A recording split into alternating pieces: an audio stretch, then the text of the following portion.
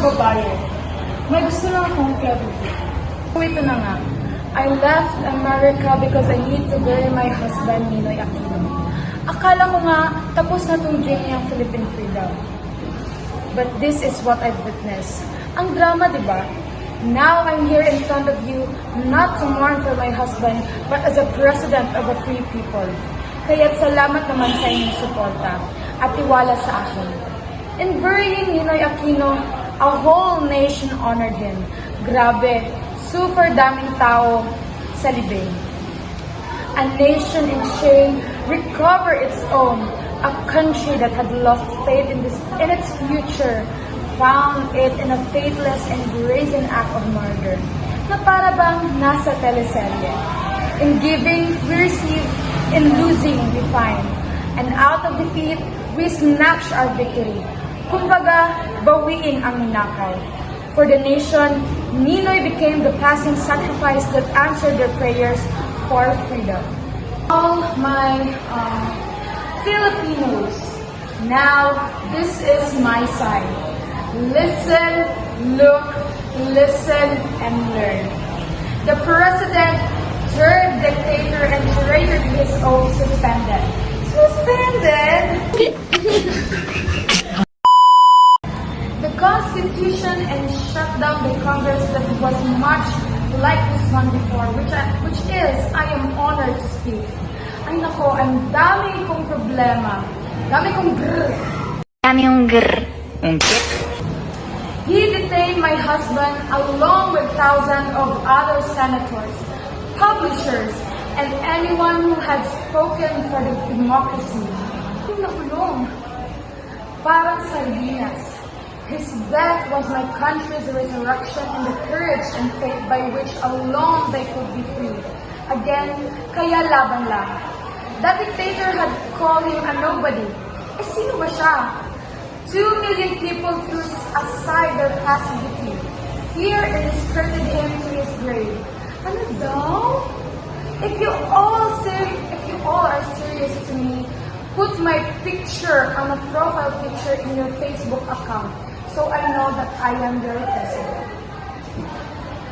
Daddy Rob, the revolution brought me to democracy most famous role, the Congress of the United States.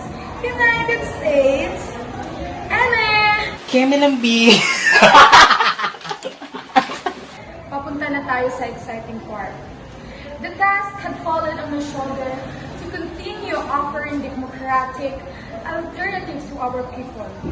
And step by step, sumakses tayo eh. As I held out for my participation in the 1984 election, the dictatorship called Fighting for the People, and whose intelligence I had implicit faith. Sana all matalino. Now, we are restoring full constitutional and institutional government. Basta sundin ang batas, as a president of all, I will not betray the cause of peace by which I came to power. Promise yan. I will not stand by and allow an insurgent leadership to scorn our offer of peace and kill our young soldiers and threaten our new freedom. Ay nako, huwag naman sana. $26 billion foreign debt is another form of salary. Utang gusto, food governance ayaw. Aray ko! The condition imposed on the previous governments that stole this debt continue to burden us, who never benefited from it. Sila ang nagnakaw, kami ang magbabayad. No assistance has been extended. Kahit konting discount man lang.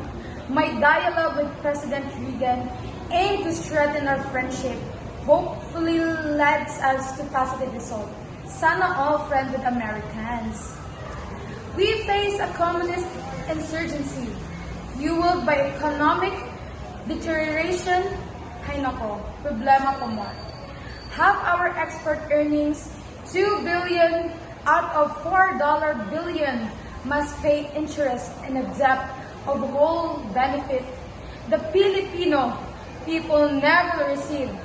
Parang love life lang, puro interest, walang principal. Today, I say, join us, America, as we build a new home for democracy, another haven for the oppressed, so it may stand as a shining testament of our two nations' commitment to freedom. Kaya tara na, let's make tusok-tusok the fishbowl, kwek-kwek the eggs, and the fishbowls the... Just kidding.